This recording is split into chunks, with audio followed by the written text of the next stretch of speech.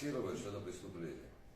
Это преступление не только против Ли, не только против Дэвида, это преступление против абхазского общества, морально-этических устоев, демократии, свободы слова.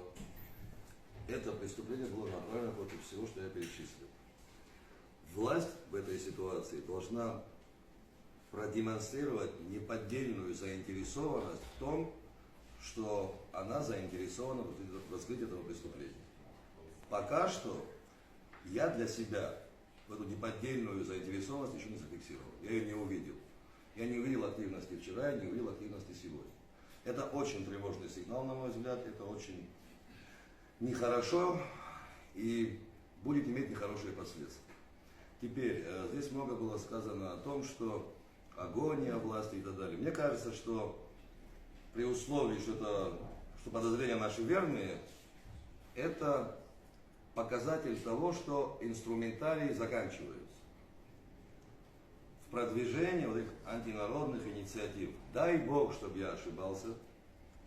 Еще раз повторю, дай Бог, чтобы я ошибался. Дай Бог, чтобы наши подозрения были бы необоснованными.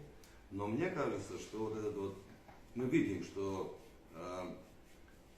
вот этот набор инструментариев, который использует обычно власть, он подошел к концу. Вот подошли, теперь, я, кстати говоря, вот на Абсхахабар, когда давали интервью, я говорил о том, что сейчас, скорее всего, начнутся какие-то агрессивные действия, бюджетников начнут задействовать и так далее.